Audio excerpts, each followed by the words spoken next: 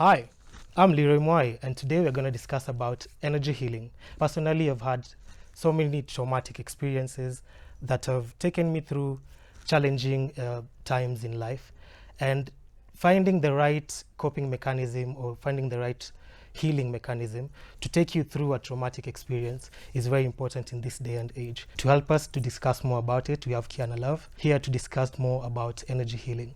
Habari yako? Mzuri. Mzuri. Na wewe? Mi nashukuru. Okay. So first things first, what brought you to Kenya? Oh, I think Africa just called me.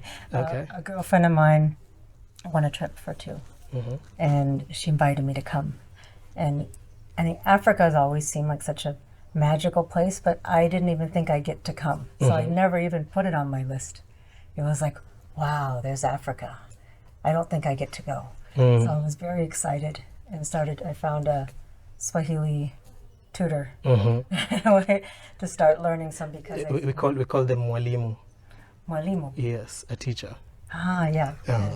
So I said, I've taught English, I've taught Spanish before, and I wanted to learn so I could speak with people. And also, since I'm doing healing work, I look at it as like life is introducing me here, nature is speaking to me, so I'm going to pay attention and see if here I can also be of service. I always think of it as we're all family. So I got to come over here and meet part of the human family and animal family I don't know. So Okay. very excited to be here. Nice. So first things first, even before we get to the experiences, I'd like you to introduce yourself to our audience. Maybe just tell them who you are and what do you do and what is energy healing, and then now we can start our conversation. Sounds good. I'm Kiana Love.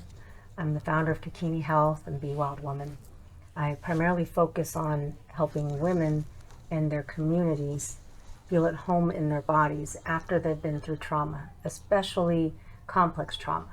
And complex trauma means not one thing just happened to them, but it's been a series of things. So, maybe there was an accident, but there was also traumatic things in their family and traumatic things going on all over the place. So it's something that has become a very complicated situation for them. It's something that happens, layered all the time. So it's not just how do you heal from this one thing, but how do you shift when different things are triggering you all the time. And I think you can relate to it because we have all been through a trauma together. We have been through a collective trauma with COVID. We have been, all of our countries have trauma and things that are happening. I think more of us have experience of complex trauma than we realize. But there may be in your family or someone that has a harder time coping. And we go, this is the person that has trauma. And we look at them as this is the person with the problem. When actually it's a whole system that has something going on, and the person that has it the most is usually at the epicenter of it. Like if you see a earthquake, at the center, the people that suffer the most, but everybody else has an experience of it. So it's work I do with women, but recognizing it's not just a woman, it's her family, her community. It's all of us that need to rebalance and heal. So the work I do is, I talk about the energy healing, but it's also looking at the whole system. Energy is that vibration, that energy of life. When we learn things in school, we might learn, here's the names, here's the anatomy, but nobody really teaches you what to do when you feel anxious. They tell you, oh, feel fine, keep going. Nobody tells you there's energy moving through your body. This is what you can do to shift that. This is how you can calm your nervous system. We're usually not taught how to come back to calm and how to work with that. Nice. I think that's a good introduction, and it tells us what we expect during this particular episode, isn't it? Yeah. Okay. So I'll start with myself, with my experiences, and basically just let's take it up from there. Okay. Sounds great. So personally, I've had some traumatic experiences over the past year. So this could be an accident, or the loss of a loved one, or maybe you got ill, yeah, and you recovered. So all of this might be traumatic experiences, because once you come out of it, you come out of it, but in a different state of mind and state of body. Yeah. All right. So this constitutes as trauma. All right. So how do we overcome that? All right. And also, to tie into that question, how did you get interested into energy healing, and how did you start?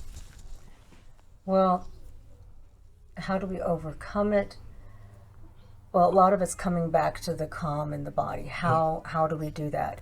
You know, the thing is, I wanted to also address what you said, what is trauma? Trauma is what overwhelms your system.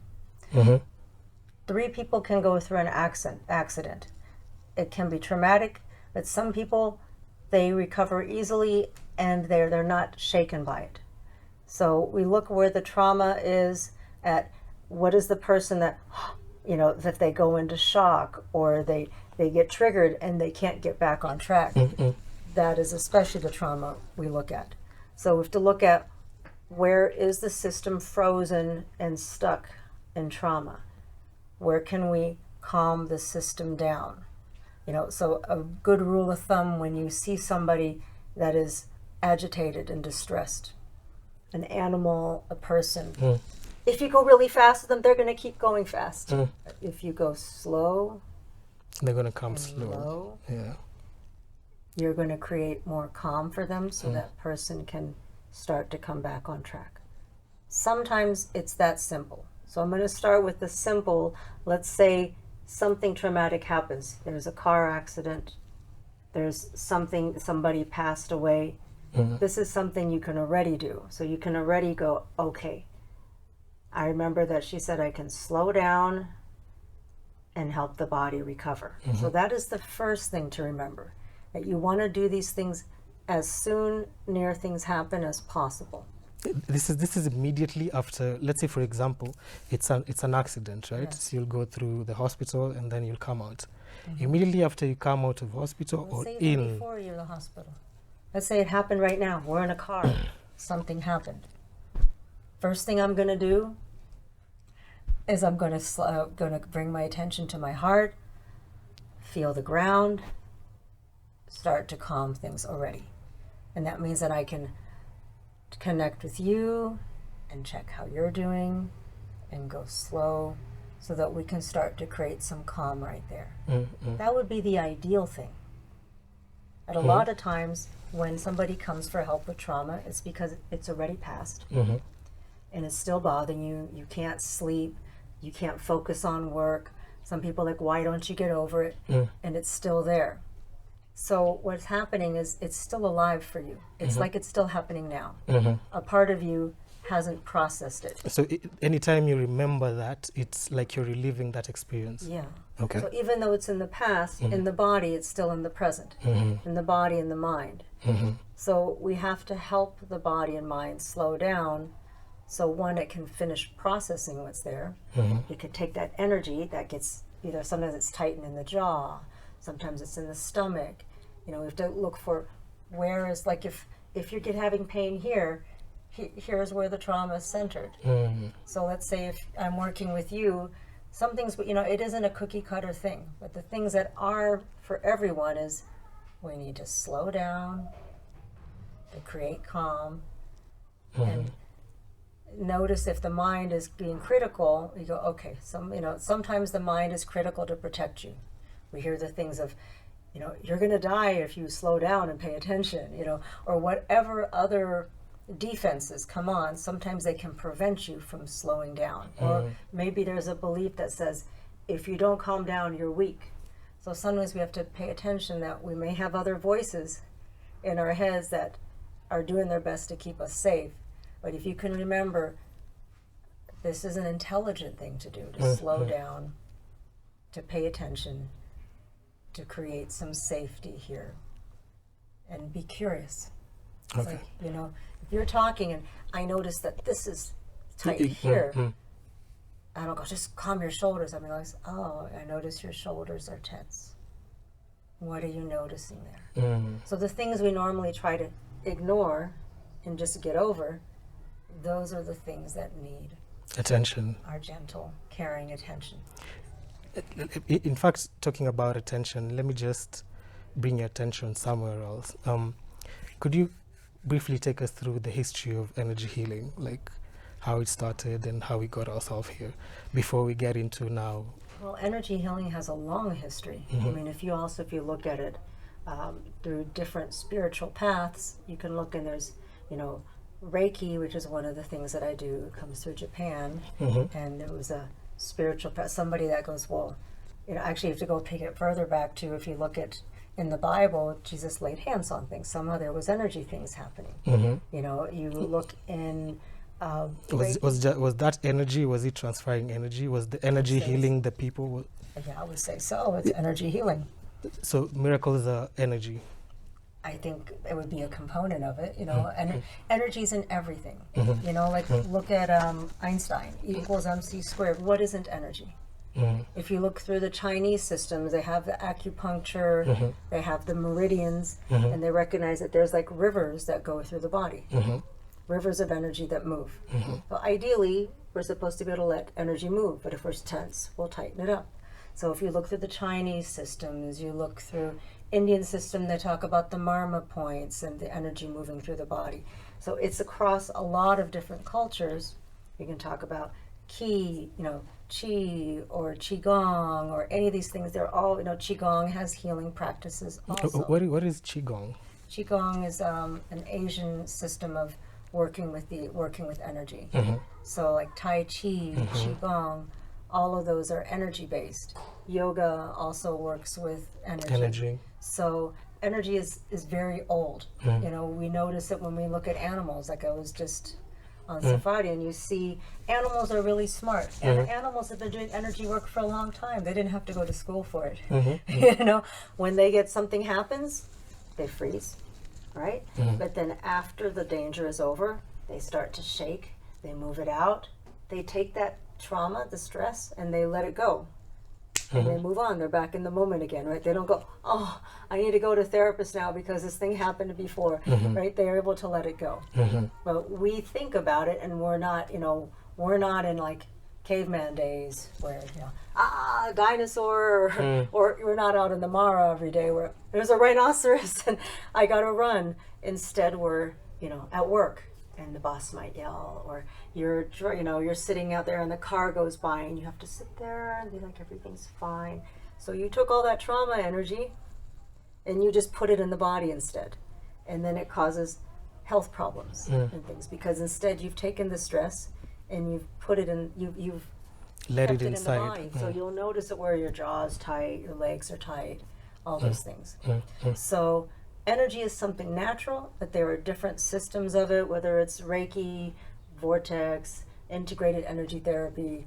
There's a number of different energy practices. I do Qigong work and all of those. So I've studied a number of different things.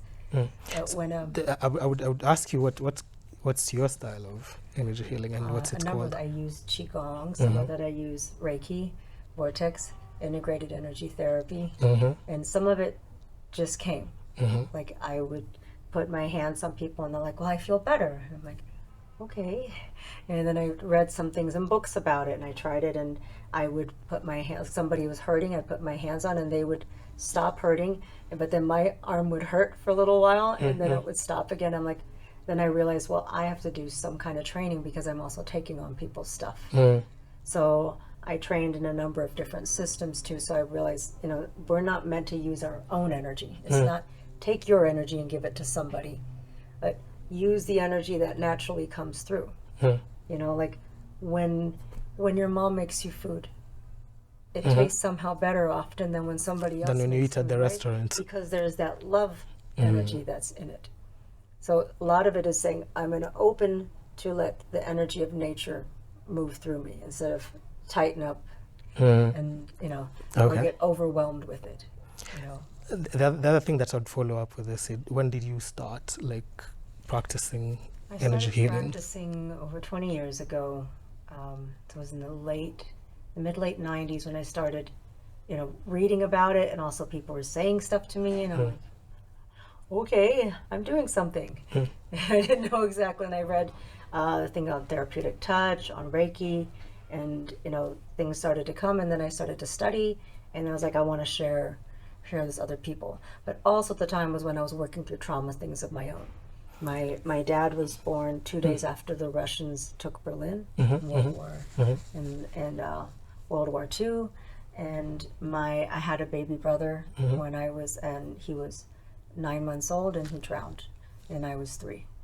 So very traumatic. yeah, it was very. I mean, I didn't even remember, but I would have these nightmares and things about babies drowning and things like that, and I had a lot of stress. Like I had trouble sleeping. I had these kind of shaking things that happened with my legs.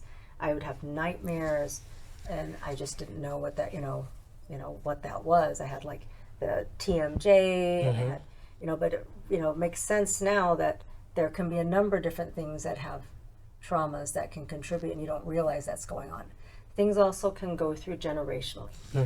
So let's say something happened to your grandparents, and you don't know why the grandchild has all this stress. If it hasn't been processed here, a lot of times it goes through. So like, why is things happening with children? So I also studied family constellations. So it's another thing that they actually, Bert Hellinger was in Africa, and he was watching how some of the families would do, I think it was from Zimbabwe, that he looked at the structures of how families and ancestors would heal and how things affect. And he had also done some other therapeutic things, and he looked at this together. And when I read his stuff, it made sense because I noticed that things happen in systems. So first things first, like, does someone go to school to become an energy healer, or are you taught by someone? Both. Sometimes there's people that they just a lot of energy. It's good to do some studying with it. So it's something, a very learnable thing to do. Some of it is just learning simple things of how does energy work? How can I better manage the energy that is in my body? How can I notice where things are tense? How can I help things relax? How can I help? These are things we should know. Ideally, we would have been taught this in school. So what happened? How comes you're not being taught this in school? Because we don't pay attention to it. We don't realize it. I think a lot of us have been in survival mode. Look how many countries around the world have gone through conflict, traumatic things. We've been taught, like, don't pay attention to the body. It's like we build up all of the buildings and we lose our connection with nature. So I think, a lot of it we've been taught not to pay attention to.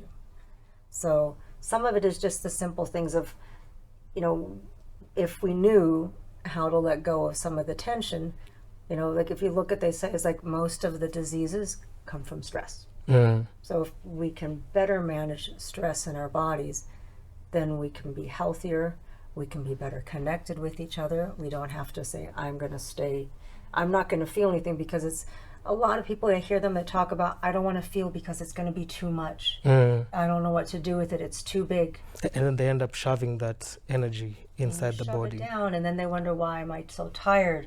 Oh, let me drink some coffee. Let me smoke some cigarettes. Let me do something because I have no energy. Well, so a lot of times people don't have energy because they've stuffed it down, or they're feeling really anxious. And how do you calm it? They're not, they may not be grounded. Like if you have a building that doesn't have rooting to it, electricity comes and there it explodes. So a lot of us, we just it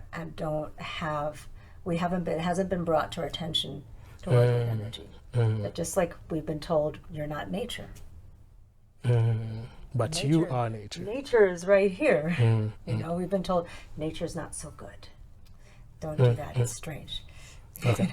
Okay. So the other thing that I would ask is, how is it over in New York? Like, how did you start, and are you practicing over there? And how is it practiced? And it's a new thing here, and we'd like to know how it's set up over there before you show us how it's done over here.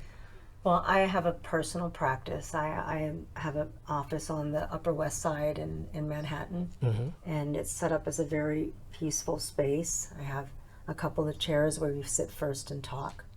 I always have somebody have like an intake first, because I ask a lot of questions because I want to really know what's going on.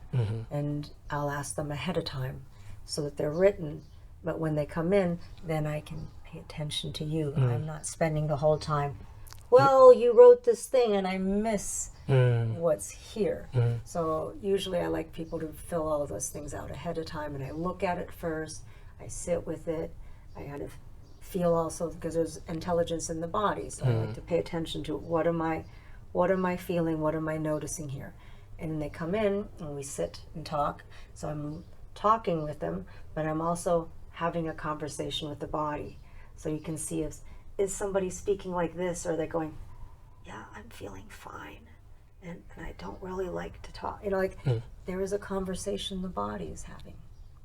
And then we can bring attention to, well, what are you noticing here? What are you I can do a little guided relaxation and ask them, I'm already teaching them to start listening and valuing what the body is saying. The body has intelligent things to say. Doctor is here. Who is the expert here? The expert above your body is you. So it's reconnecting the senses. And maybe they might say, I feel this tightness in my chest. So we might bring the attention there and have them breathe and relax and go slow. It's very gentle. It's not like, let me push things out. It's like, let's slow down and listen there. So what the body gets is that experience of, oh, you're paying attention here. I can relax. Sometimes people calm right down. Sometimes it's like, this is here. And then we want to slow down with that energy too. So we can dissipate some of the energy. So this is energy work I'm doing, but it's also what's called somatic work. And this is a really big thing now that they're realizing how important it is to be in the body, to not be, when we go through trauma, we often disconnect from the body. It's like we're up here somewhere and we have no sense of what the body is feeling. And that's usually a survival thing. This is uncomfortable, so I'm going to leave the body. So embodiment work, what they call somatic embodiment, is noticing what you're feeling in the body, starting to work with it. So what they call interoception is often you're noticing things from your mind. You're not noticing it from in here. This is the way my body feels. I feel an openness here. I feel tightness here. Often people come in, they have no understanding of it. They're like, I don't know. That isn't, I'm fine. Just fine. But they don't realize that this leg might be tight. This here might have a trembling in it. They don't have an awareness inside of the body. But that is a very common trauma response. Harden, we don't pay attention, we try to survive. So instead of living in this whole big temple, we may just be living here. Where the tension is. Nowhere, well, not necessarily. You may be ignoring where the tension is. So you're not even there. You're just here. So a lot of the work I'm doing is to slow down so you can start to listen here. And the body starts to experience being heard, seen, held, and cared for, which can cause the body then to relax a little, or sometimes things come up a little. What we want to do is do that pole, very slowly, slowly. Well, I have a question with that. Just from what you've talked about, it looks like a very personal experience. Yeah, is there a way or how do you do with a mass kind of trauma? Okay, I'll give you an example. Over the past few days, we've had a few traumatic experiences as a nation, where we had a few pastors, Yes. Oh, you've heard of the story? I've been following it. You've been following it. So that is causing like a mass kind of hysteria. Yeah. It's very traumatic, yeah? So how do you deal with such, like a big number of trauma that is happening? Okay, even Russia and Ukraine war. I know, that's very, very traumatic for as a nation. So how do you handle that? But me seeing it's kind of like a personal thing. So the thing is, when I'm speaking to you right now, I'm also speaking to you, to anybody watching this. You might notice that I'm speaking more slowly, more softly, so that you can take this and experience in yourself. So even as I'm speaking here to you, you can also notice and start to be curious about what you're noticing in your body. So I can speak to everybody, but also so that you can take it individually. So I might say, to everybody to take a breath, to start to notice, to be curious about what you're experiencing in your body. But I'll address everyone so that they know you don't have to have the same experience. So some people right away will relax. Some people, this won't make sense at all. And I can let them know that it's okay if it doesn't make sense to you right now.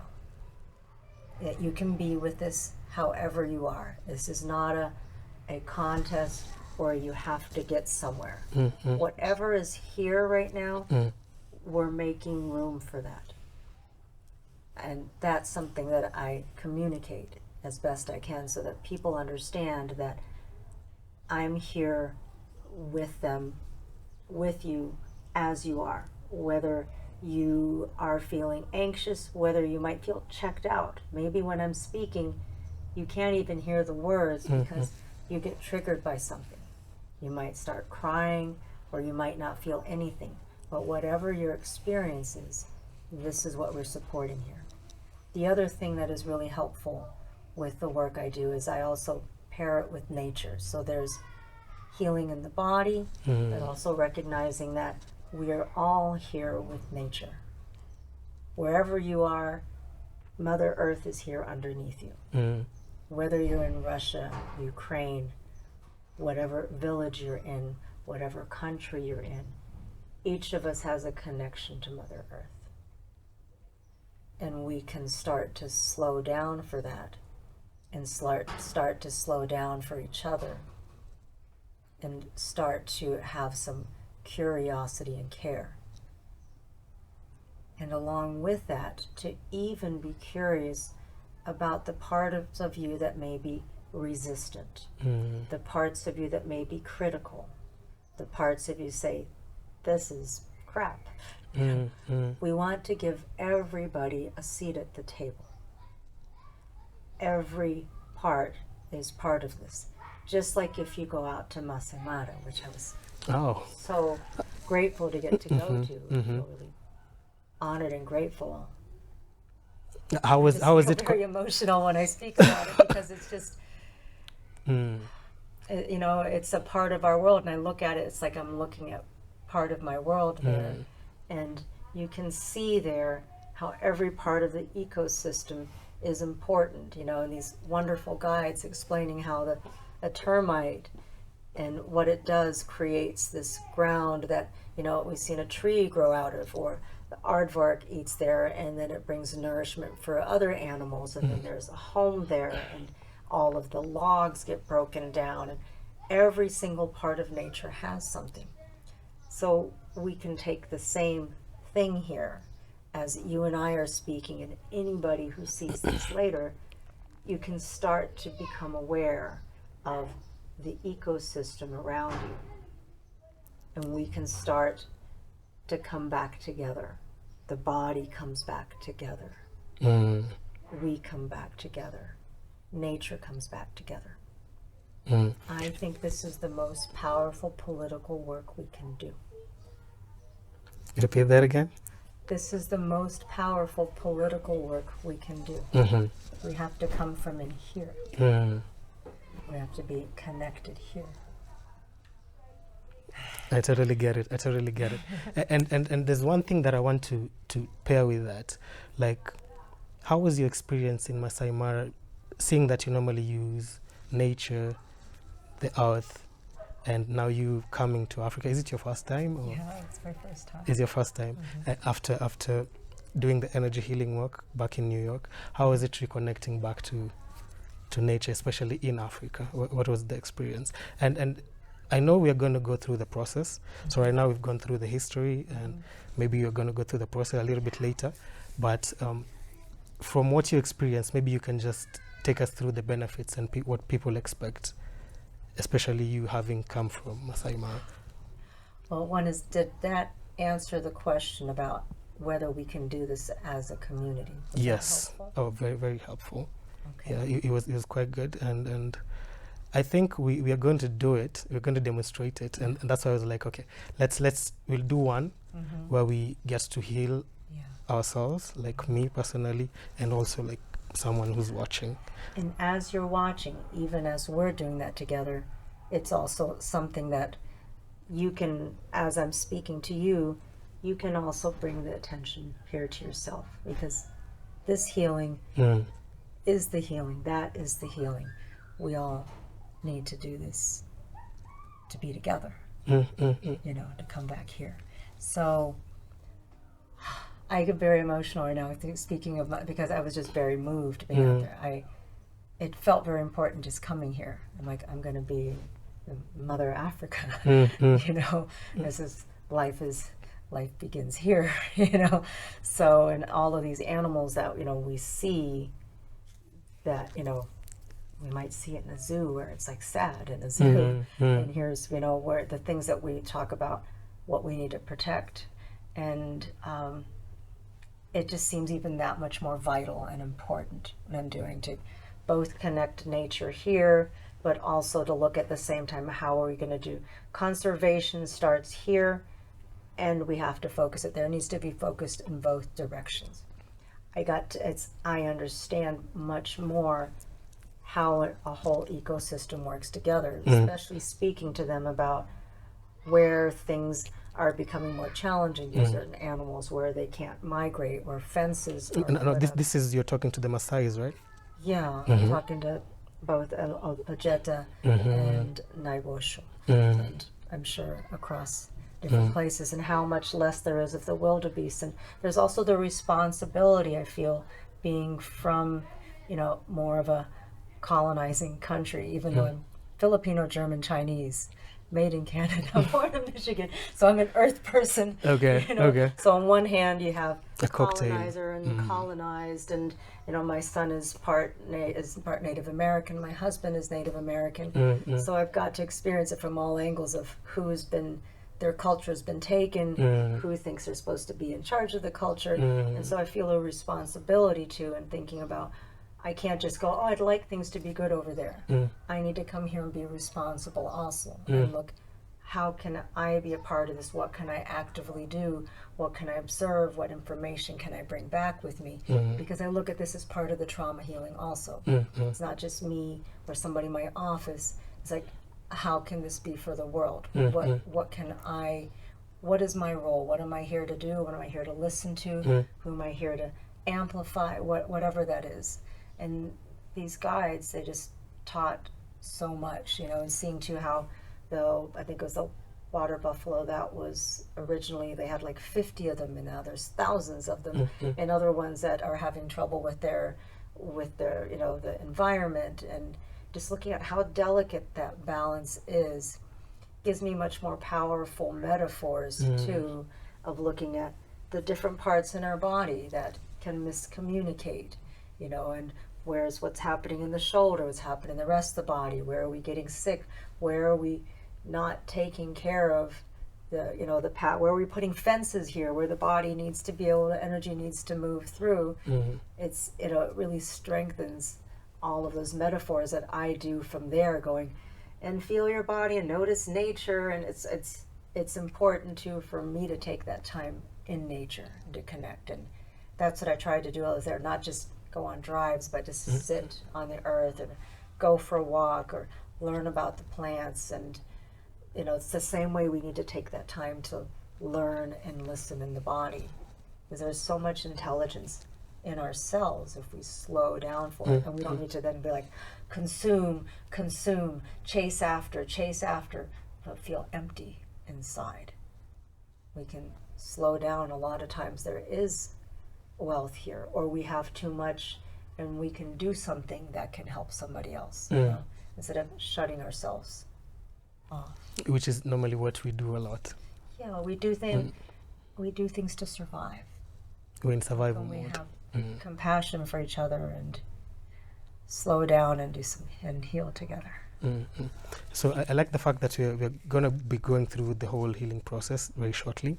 But maybe you can take us through what we expect. What are the benefits and what are the results after going through the process? What do you expect in your body, and how do you expect to feel and stuff like that? Well, everybody's going to feel differently.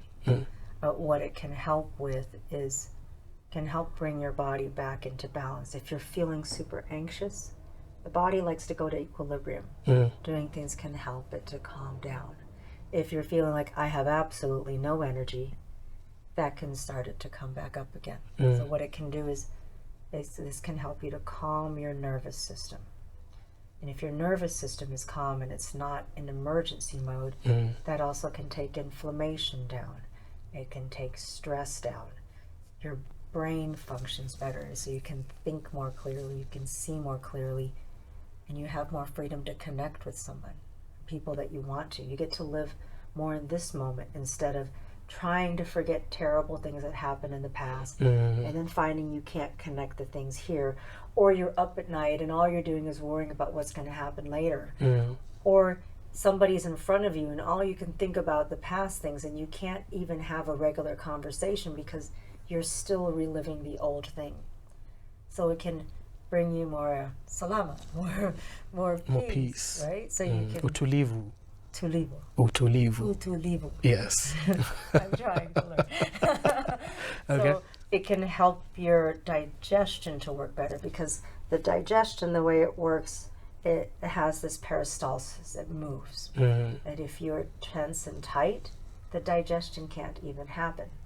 It just tightened up. So when I work on somebody, often if they're on my table, because I have chairs and I have a table, and if somebody's comfortable, then I do energy work with them. I put either hands on or over the body, but I'm also guiding them to do energy. And often I'll do that, and the stomach starts to make sounds. They'll be like, oh, sorry. I go, no, this is very good, because your stomach is relaxing and the digestion can happen.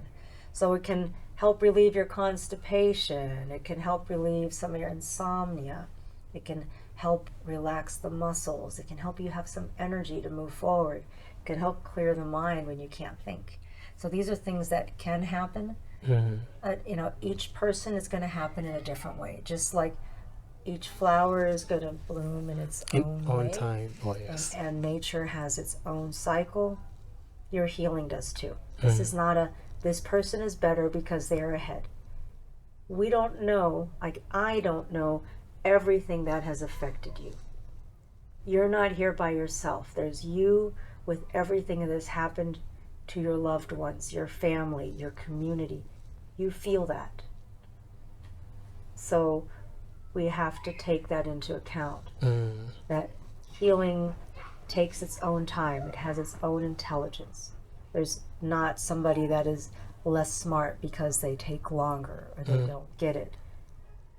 It's something to be curious about. What is going on here, and what is the body needing? What is going on here that needs attention?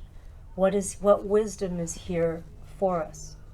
Where's the smallest, the youngest, the most vulnerable part of us is a very wise part. That part knows the smallest, most vulnerable part of us. The child, the Mutoto.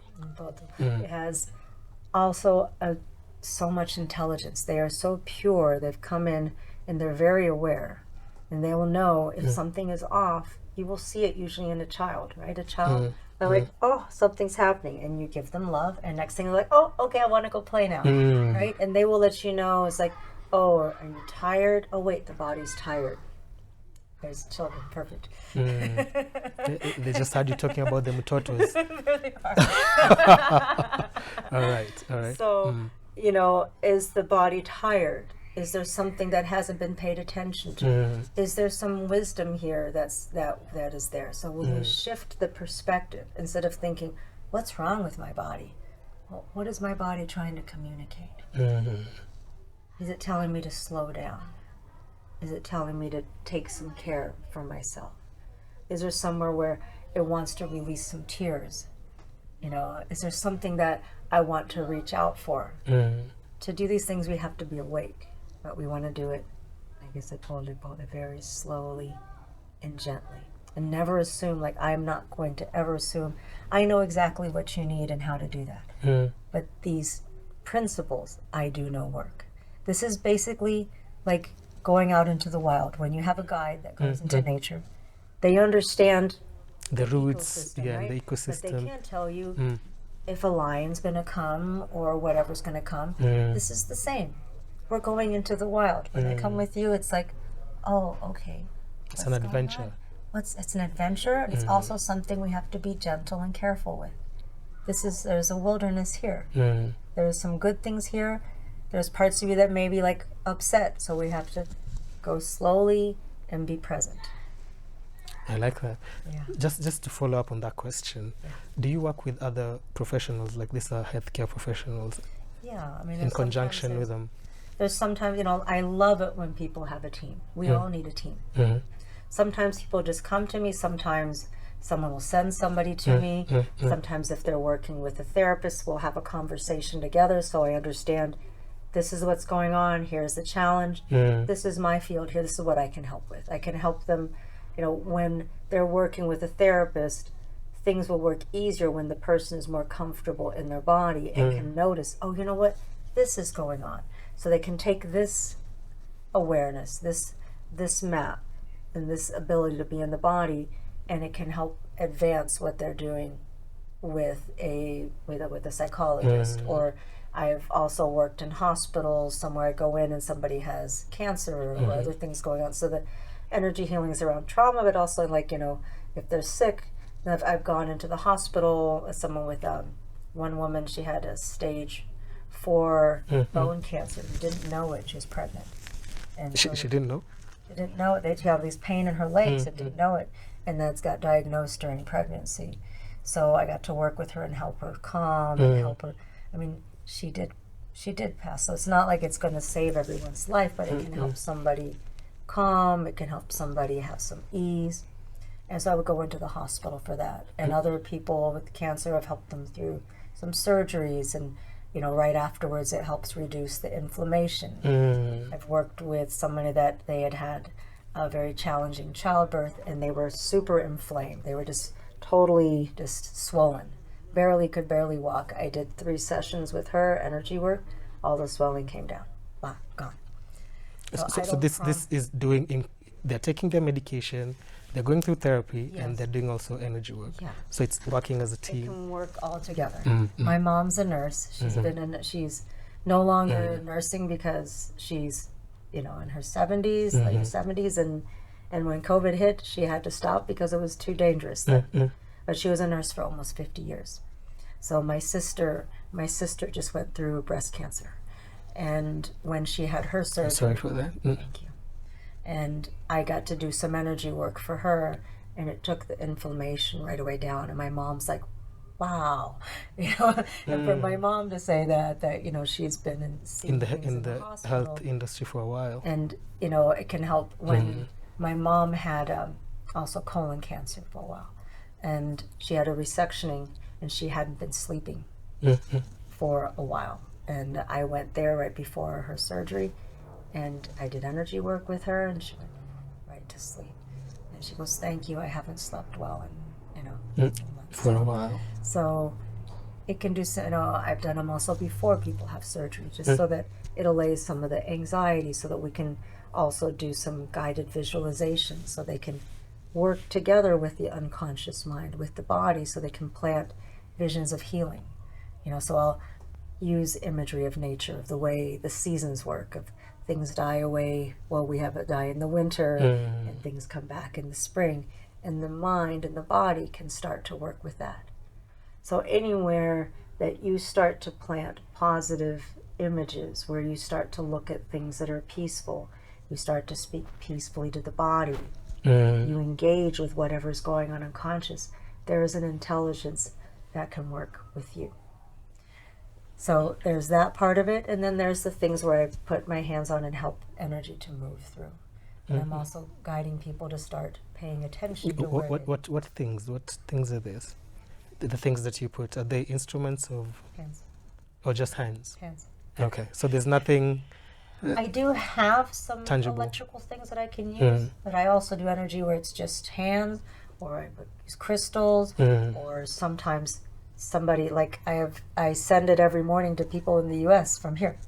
So I do, I do a meditation, I visualize where it's going, and they receive energy, and they feel it. And they feel it. And they feel it. Okay. One more question that follows on to that. Is there any side effects? Like, when we take a lot of cigarettes, there's side effects to that. Those kind of side effects. Mhm. But it's good to hydrate yourself, because just like if you get a massage or you do anything, then the body often takes that hydration and uses it.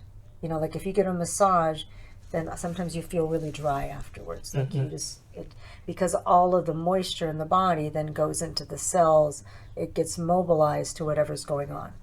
So I let people know that, make sure you hydrate, take time to integrate it, because it may feel a little odd. Sometimes something you've kept down may come up. Maybe you feel a little shaking in the body. Maybe you feel a little shift in temperature. Maybe something at first feels a little bit like things you push down come up. That's why I do this work very gently, very slowly. So you don't want to try to push too much at once. Sometimes can be acupressure points on the body, as well as bioenergetic stretches and things that I do. There's also reflexology. So these are the basic tenets or different philosophies, different modalities. So there's a lot of different modalities. But somebody working at home, you just work with the body here. You just slow down to listen to your own body. After a massage, you might find that you feel dry. Like you get a dry mouth, everything feels, they talk to you about hydrating the body, because then you've kind of shifted the tissues, and the body is going to can often just take any hydration that's there and just suck it up, and you'll feel dry again. Then. So it's important to hydrate afterwards. You can feel dry. Sometimes you can feel very tired afterwards. So let's say sometimes the body goes, I want to work on what I've noticed now, and so it'll want to address that. So it's good to give yourself a little resting space afterwards. Sometimes you might find the side effect is you have a whole lot of energy, and you're like, whoa, there's a lot of energy here. So if your energy was too high, it usually comes down a bit. If it was too low, it might bounce in the other direction. I've had everything from somebody afterwards, they got so tired they slept almost a day, and then they felt just great. Other people will have a whole lot of energy. So it depends on where your body is at. So maybe even just to ask, what happens to people who are schizophrenic or bipolar? Well, in that case, you're hoping that they have a medical team. You'd want them to, I'm not going to directly address their schizophrenia because I'm not a doctor. But if they, schizophrenic, you might have is they have their voices that are different in the body are really louder, and they fluctuate. They don't have as much ground and stability. So, if somebody's coming to me in schizophrenic, I would always want to make sure, do you have medical help? Do you have a team already that you're working with? I want to make sure they already have some stability going on. Before they come to you? Before they come to me.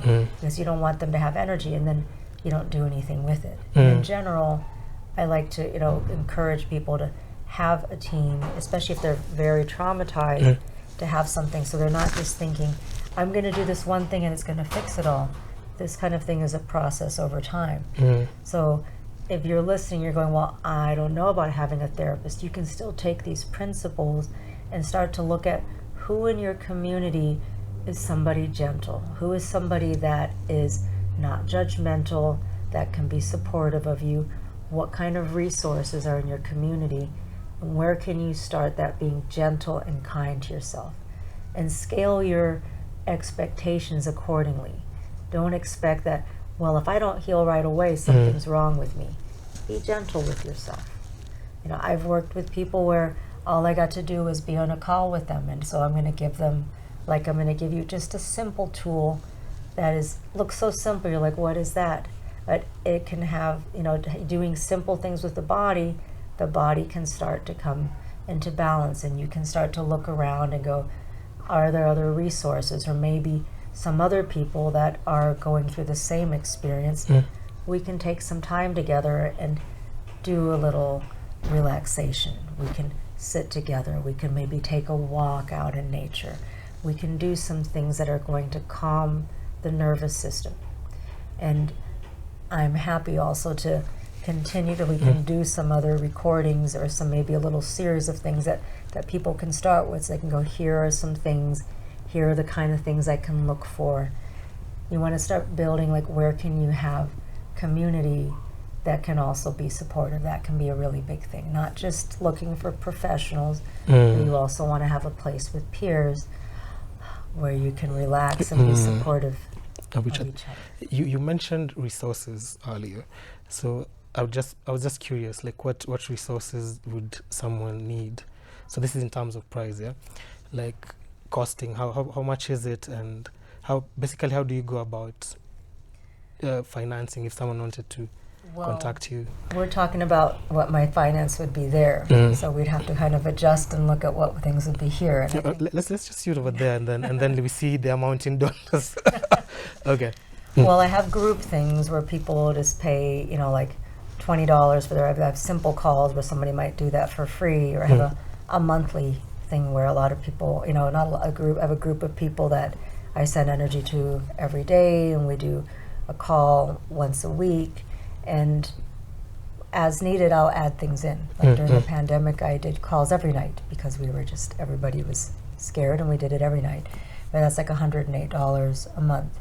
And then I have other programs which are a few $1,000s, and they work with me, it's like $6,000. They work with me for 6 months. I do 3 sessions a month with them. We take an hour and a half each session.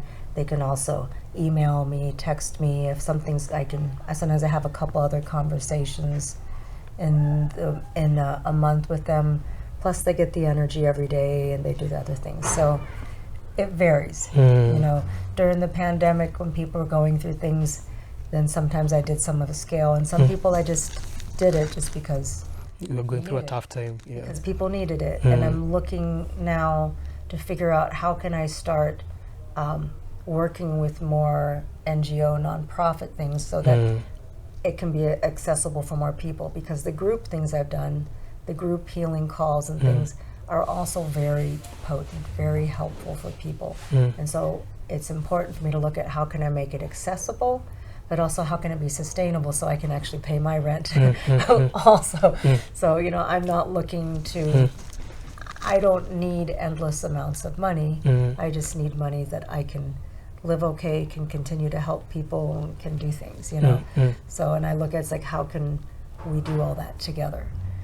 So I think for doing things for here, I think we look more as like a group thing. Like, how can we have things that can help more people? Because there is a different kind of power in that. The group things, like a fellowship, are very powerful.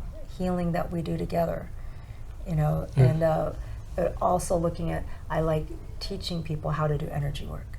So it'd be really, to find somehow that I could, or more people can have that skill set of knowing how to do that, and then you can teach other people how to do some of the simple modalities, how to start listening to the body. I think that is really the way of the future. If somebody wanted to work with me now, I do Zoom calls. I can do those things. Or if someone is like, hey, can you do a group thing for us? Do you work with people outside New York or outside America?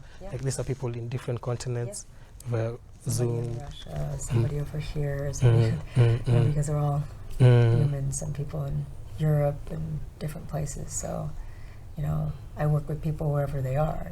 So the good thing is I did Zoom stuff way before COVID happened, because I had to figure out how can I create the same level of safety for people. I also do different workshops where we look at the whole system of family and start to untangle how family gets kind of tangled up. Like, this person got ignored, this we don't pay attention to. We close off our heart here. So some of the energy is helping that energy that comes from the ancestors, helping that to move more freely, so that we're not have to close our heart off of, I'm really upset about what this person did. These people don't talk anymore. And then things get closed. We normally have a lot of that in Africa, where there's a family issues. Maybe, Africa is a patriarchal society. Maybe the father died and never wrote a will, and it's a big family. And then all of a sudden, there's chaos here. And there's a lot of pain then. Yes. And you can see if someone has heartache, Often they have heart issues, you know, when they have stomach, you know, like health issues go along with the emotional issues. So we need to be able to regain that peace of, you know, here's my ancestors that were also in survival mode and did the very best they knew how. Maybe it wasn't as healthy as I would like it, but this is the nature I have. How can I make peace with that and let the energy of life flow through me? How can I not close my heart off to this here? How can we let that move? You know, so some things I'll do with group calls where there's a number of people and we take one thing and untangle it, and it can help a lot of us, you know, and otherwise you're going to close your heart, you're upset, that anger is going to eat you up, and then you're wondering why do I have this blood pressure thing? Why do I have all of this inflammation? Why am I just sweating They all call the them time? like, what are they called, lifestyle diseases, and Yeah. most of it is just energy. And you're just enraged, you Yeah, know? yeah, And then you're wondering, why am I feeling awful? So if you don't have some way to let that go and to be able to go, you know, thank you, life. This is, let me let this flow here. Let me move with that. It's going to eat you up. And if you don't pay attention to it, it'll hurt your children and other generations too. I like that. So- I like how it's good. Could you tell us more about what you're doing with the work you're doing with women? Well, my main work is helping women and survivors of complex trauma. And we look at it in terms like you're talking about patriarchal society. Patriarchal society affects us all.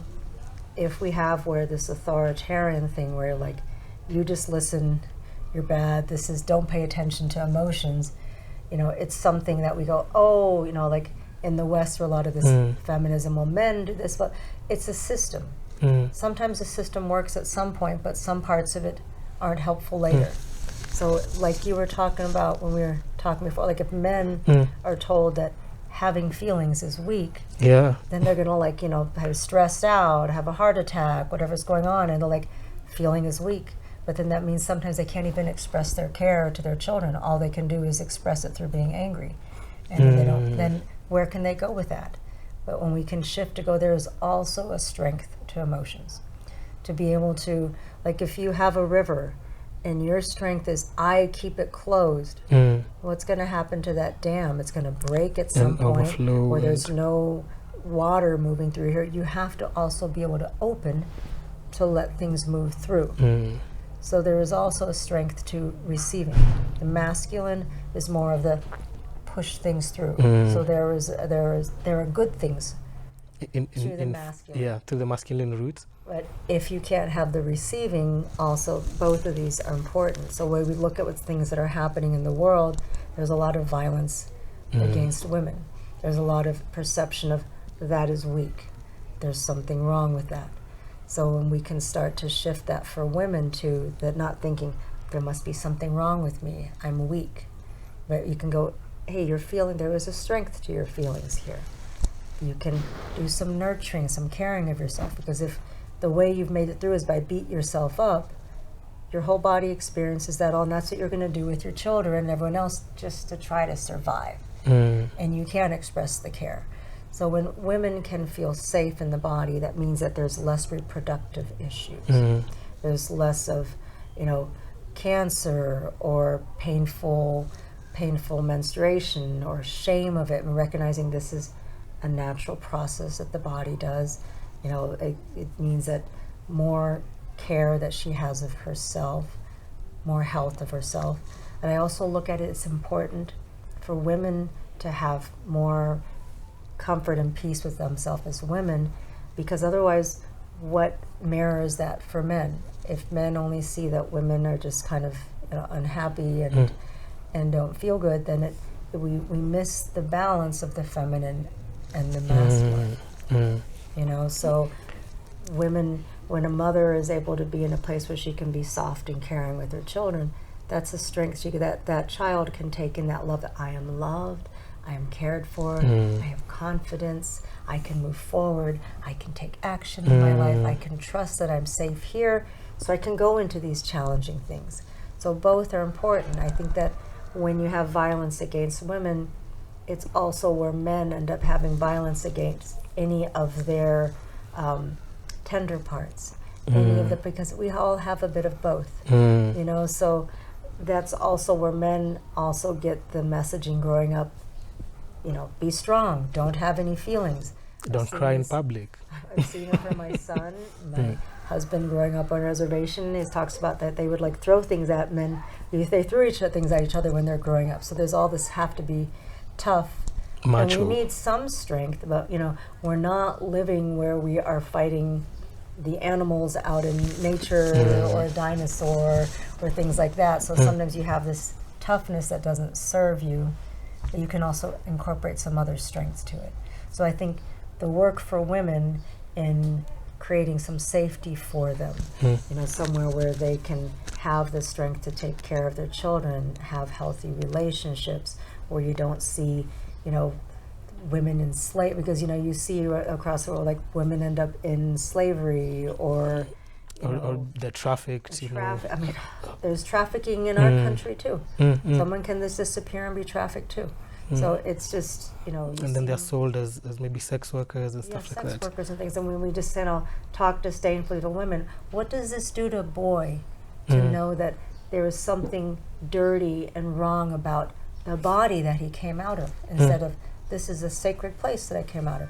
How can boys even feel good about themselves then when they go, I come out of I come out of that. That's weak.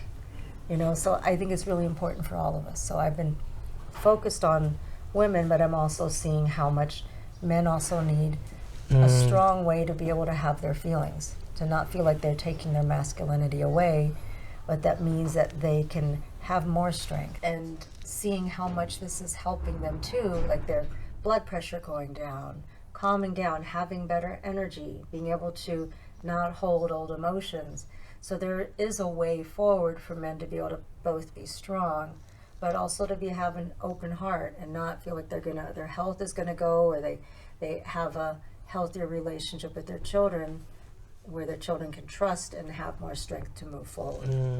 So it can help their health, it can help their energy level, it can help also so they don't lose so much hair. Is hair loss a thing related to overheat. energy? Yeah, it's like, you know, I also work with Ayurveda, so that's an Indian practice of looking at the balance in the body. So if somebody is overheated, if somebody has hot showers, if they're eating a lot of pili-pili spicy food, you can lose your hair earlier. You know, so you want to calm things down and not be enraged and stress out the body. So for men to have ways to calm down when they feel like the world is against them, and they want to be able to be strong and take care of their children, but they're stuck with high fees for school, you know, stuck with, you know, a boss that is terrible, or not a way to move forward. They need a way to be able to take some of that stress down, because if you're just seeing red, then you can't even do anything. You're angry at everybody, instead of being able to let me calmly think about this. I have my energy. This I can't change.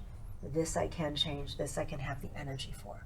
So it can also be very valuable for men. It doesn't have to. It can add. I think it can actually add to masculinity, when you can feel like I have the strength. I can take care of my family. I can stand here with them. I have the strength to open my heart with them too. I have the strength here to enjoy my family. I think that can be a very wonderful thing for men to have. It would, because you just mentioned something that I see a lot in our society. You find that being in a stressful world, like right now, especially Kenya, the economy is really tough on us. Yeah.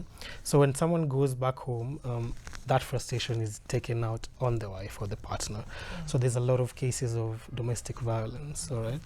And just hearing to how you can take us through this, then I think most of the men need this, so that they can be able to now come home as a safe haven, but not a place to punch, you know, like a punching bag in the house. Because if you're angry with yourself, then and you say to yourself, weak is bad.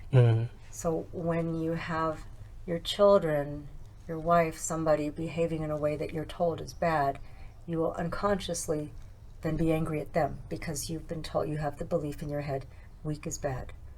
And so you don't even realize you're doing that. Plus you have it all. So you need ways to be able to take that energy and release some of it. Some way for also men to feel like here is earth supporting you.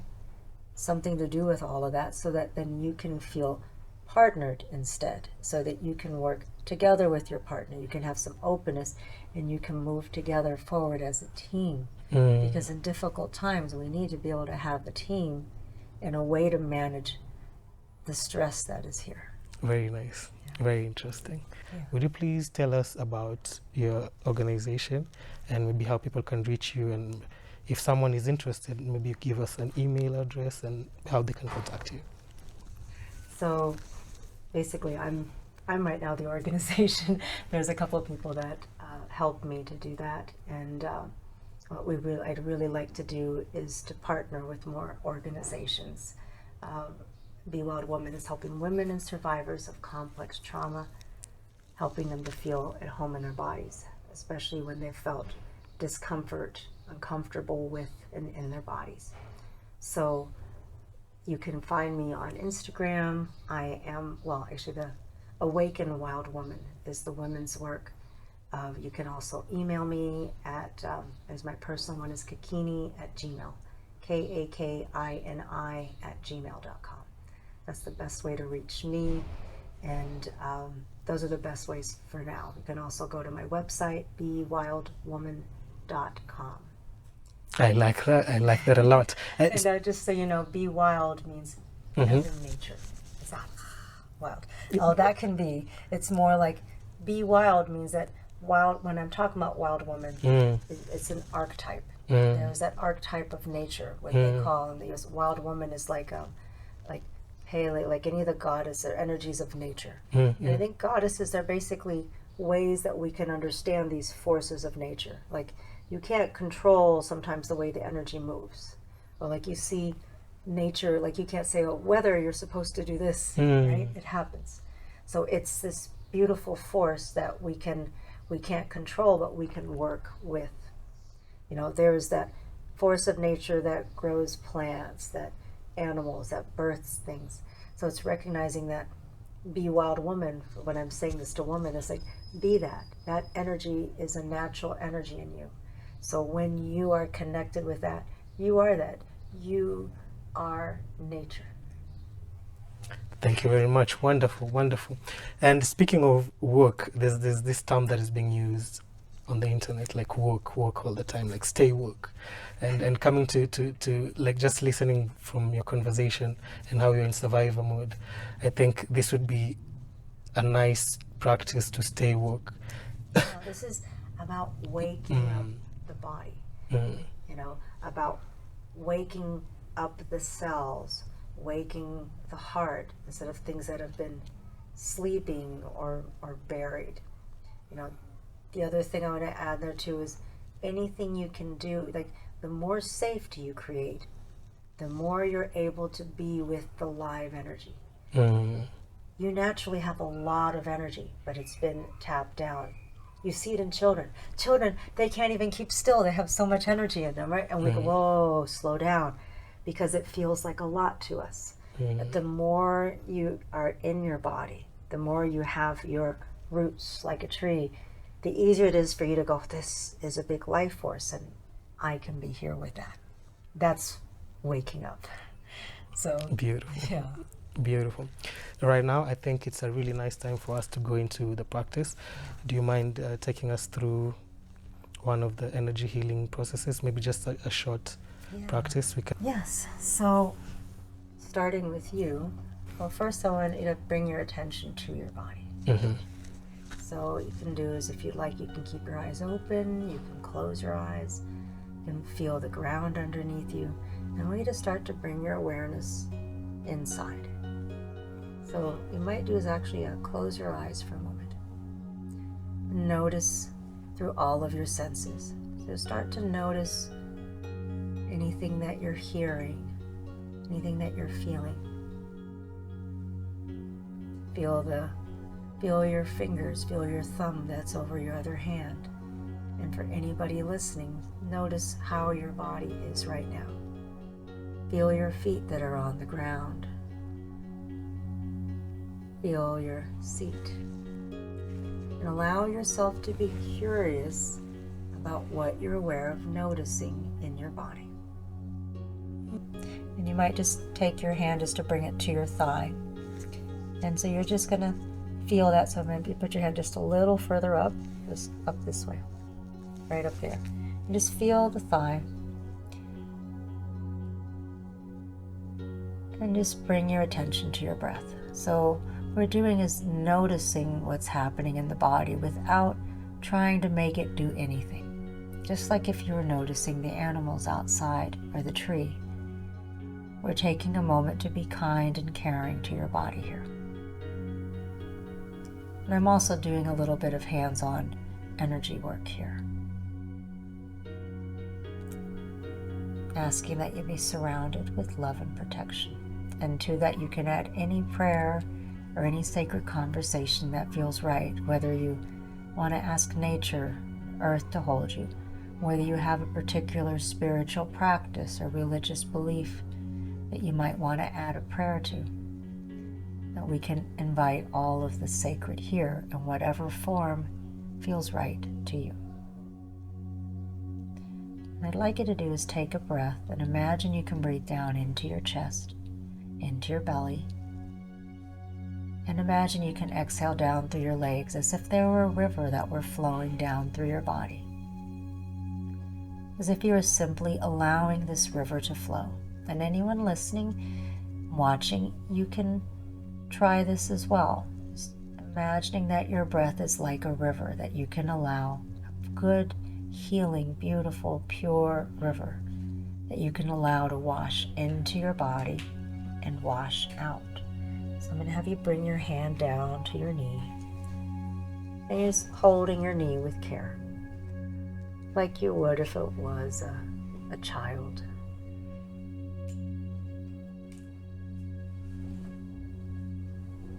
And keeping your eyes closed, what are you aware of noticing in your body now? It's very relaxed. How is the tension that you're noticing in your leg? Relaxed now. It's a little bit relaxed. Relaxing. Yeah. On a scale from 1 to 10, where was the tension at and where is it now? It was up behind here. It's actually gone. Here. And it's gone. Bring your hands here to your chest. Both of them. Like this? Yeah. Do I cross them? You can. You can put one hand over the other, just like that. And we just relax the shoulders, relax the arms. And take a moment just to notice your heart. Feel your heart here. Feel the beat of your heart.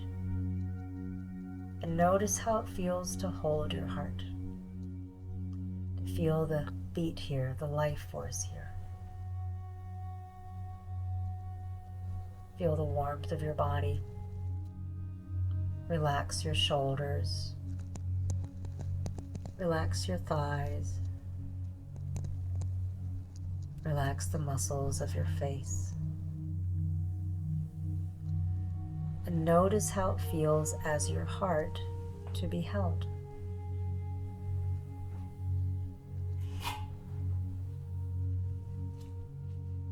And describe out loud what you're noticing now. Any thoughts, emotions, physical sensations. Care.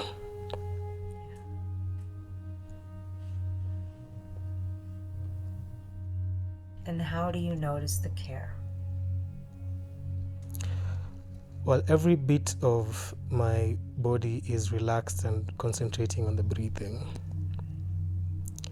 And my conscious is concentrating on the heartbeat. So it's like my body is listening to the heart as it beats. And isn't that interesting, noticing your body listening and noticing yourself as your heart being listened to? Very interesting.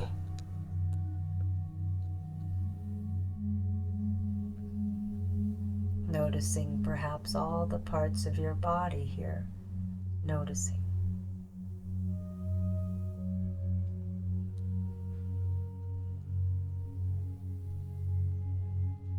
you can trust that your body, your mind, and all the parts of you will continue to integrate all the information, all this awareness, all the awareness of yourself and the parts of you. And it may be that you extend a smile to your body and all the different parts that work really hard to do all the things that they do. Allowing the different parts of your body to notice each other. And allowing your body to notice Mother Earth that's holding you at this moment and every moment.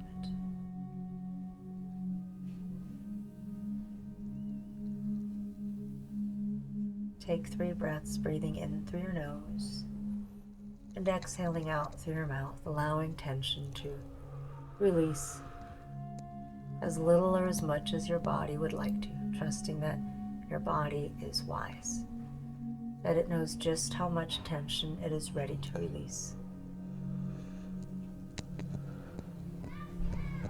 Allowing it to take its time.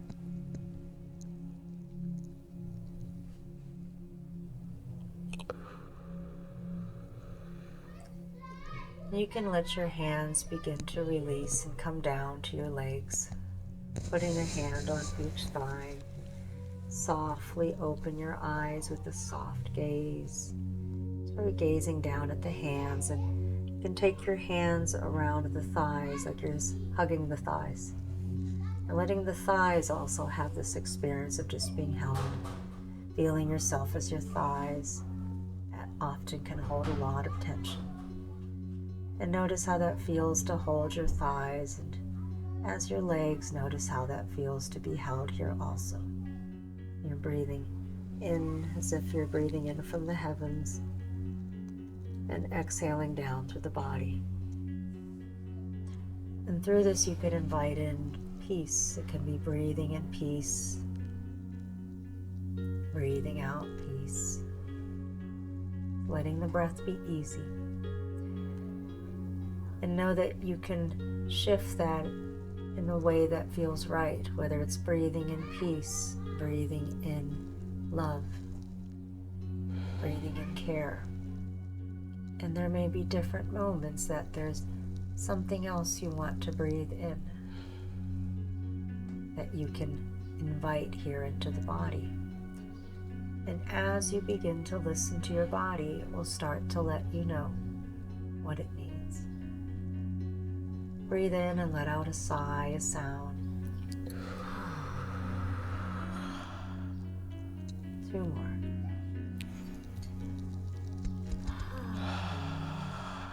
See if you can let a sound out. Just letting the voice have a as if it can go down through the legs, down through. Wiggle your fingers, your toes. Gently beginning to wake, imagining that just waking and bringing all the calm with you. And just take a moment to look around the room, orienting yourself here to notice that you're here in this moment right now. You're not in the past, you're not in the future. You're right here, physically safe, right here, right now.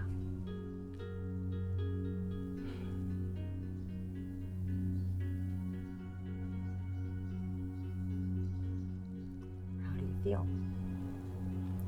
Very relaxed. Yeah. Calm. Calm, right? Yeah. You also look very aware too. Right? Do you feel yes. that also? Yeah, like everything, I can even hear every single bird, everything that is around. Not just here, but even outside. Like you can pinpoint every single sound that is. Yeah, so much more awake and calm at the same time. Yes. Yeah. Attentive and relaxed. So it can give you the calm, the presence and strength to be with whatever is here. If we have a moment, let's do a little that's just a brief piece of that so that at home you can use some of this. And I hope that you're able to come along on that journey with us. You can always rewatch this and just bring your attention to your own body and know you can go through this in your own way. If your body wants to move a little, it can do that. If it wants to collapse and lay down, you can let it do that. You can trust that there is wisdom in your body. Would that be okay if we did a little short thing? It would be. Okay, so we're turning to be here. Just putting our feet on the ground. You might take a moment to move a little back and forth because sometimes the body is just super, super tight. You can bring a hand to the heart. And all together imagine that we're breathing in the energy of the heavens, like we're taking in some lovely rain. Imagine there's a beautiful stream, or whatever imagery feels right to you. We're using nature images. Allow your feet, maybe you lift them a little to allow them to relax on the ground. Do a little sigh. Maybe take your lips and a lot of times we're holding things so tight. Take both hands and imagine there's a little baby here. You're just gonna rock them. You're just gonna rock them. And this works really well for grown-ups too. You can calm your nervous system, and that part of you, there's always going to be a little baby in you. A part of you that is really innocent and free, very smart. Find a comfortable place, maybe put a pillow behind you, something where your spine can rest easily. And we're going to take a few breaths together, just breathing in, exhaling down to the body, and also setting an intention for energy to flow through, breathing it into my heart and asking that this energy of nature also flow to you. And notice that you can allow some of this energy in if it feels comfortable to you, but you can also directly invite energy. So you might do both. I also have energy healing people that I like to go to because it's also sometimes really nice just to receive. Closing your eyes, feeling that little gentle rock like you're a tree. We're going to take a few of these breaths and go through that same process of cradling your heart. Make it so precious. Inviting a very safe space for your heart, relaxing your shoulders, relaxing your toes, your feet. You might have both hands here like I have, or if you'd like, you can let one of the hands rest on your thigh, so you can also feel your legs. Invite your breath down into your belly. You can also take that hand for a moment to the belly, inviting the belly to relax.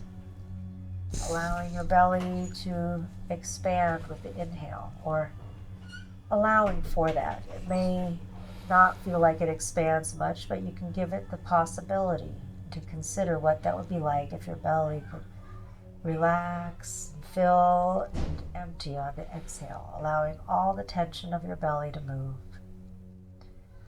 Breathe in and take your other hand and bring them both to your belly, so you're cradling the belly, saying thank you, thank you, thank you to your belly for all that it digests, considering that your belly digests everything, the food, the thoughts, the emotions. Breathe in, feel yourself as your belly being held, giving the belly, the muscles permission to relax. And then you can bring the other hand back up to the heart, holding the heart, holding the belly. And we're going to do a little humming like you would for a child. So it can be your own kind of humming. You can hum the way I do, or you can just kind of be or any kind of tune that feels right. You just do a little rock.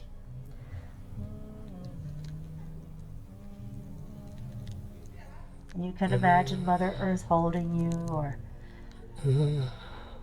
Father, God. Just imagine you're being held and cared for.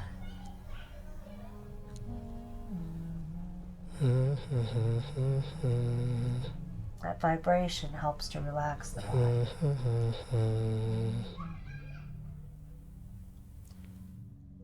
back to center, do a little gentle tapping of your chest. So a lot of the tension can get really tight here, so you take the fingertips and very gently tap. And down through the arms, just a little tapping to release some of the tension. Down through the arms. You can do a little shaking out of the arms. Relaxing of the jaw. maybe all those words and things that you can't say that you hold back can get stuck here in the jaw. You're like, Take your hand to the back of the neck. You might move forward a little to kind of let the head come forward. And all those muscles that get tight at the back of the neck. Again, looking around and noticing you are safe in this room. There's not anything dangerous right here, right now. And if there is, then find a very safe space to do this. And just down through. This can be kind of like when you take like the eraser with chalk, or a rug when you like take all the dust out of it. Just come down through the legs, saying hello to the legs. Just giving permission for anything old to come out of here so you can have fresh, clean energy here. You can take your hand to the thighs, relax your legs. Imagine it's kind of like just like this, and you shake the legs a little bit. But you do it from the hands. You let the legs just kind of flop. This can help, and you might notice, oh, the muscles are a little bit tight. And when you try this, excuse me, see, things move. Then the tension can release, or you might sneeze, or some way that the body releases things. And take your hands, breathe in, and exhale. So we're clearing the passageways of the legs for tension to come out. That also means you have more ground, but also means you have more access to good, clean, healing energy for yourself. Move the feet a little, move the body, and give yourself a hug. You can offer yourself care. When so many things are going on around you, it's really important you offer yourself care. For those of you that are there taking care of your family, your children, it's important to let yourself receive care first. Letting yourself be held by the earth so you have the strength to take care of those you love. Breathe in, gently breathe out, relax your hands. Wiggle your fingers, your toes. Again, look around the room. Have a very soft gaze. So instead of taking your eyes like this, you relax them so that these muscles can also restore. The muscles need a place to relax so they can renew and have their strength. Take an exhale. You're going to take all the love in. And now thinking of your loved ones, if you'd like, you can breathe in, imagine that energy coming in, and then you can exhale and also share it with your loved ones. With that, I wish you much, much love. Wow. Take your time when you end this. It's good to let yourself have a few moments, not to just jump up. So you might notice things feel a little slower, thoughts may be a little slower. So it's good to allow a little bit of time for the body to integrate this. And then go on to other things. Other things that can help you with healing. It's taking time when you eat, slowing down for eating, hydrating, taking time for the food to be noticed. So otherwise, if you eat and the body doesn't notice, it's hard for the body to take any nourishment in. So these are things to looking at taking care with the things you put into your body. And whatever it is, take the time to see it, feel it. This is energy too. Take the time so the body can digest what you have, and it can digest whatever emotional things, and let that move. So as much as you can put pure things in your body, not have things that are going to put your body to sleep. Alcohol, cigarettes, things like that, that'll intoxicate the cells and make it where they can't communicate with each other. Right now in these times, we really need all of our cells awake. We need them to be able to all work together. We need them to heal. So just wanted to leave you with that simple things that anybody can do for energy. Simple things to eat, taking the time to eat so the body can nourish, taking the time for your body, mind to rest. The best medicine you have is nourishment and rest. When you are rested, your body, your mind can recover, can heal, can move forward. Beautiful, beautiful, beautiful. There you have it, folks. I think we've covered pretty much everything when it comes to energy healing.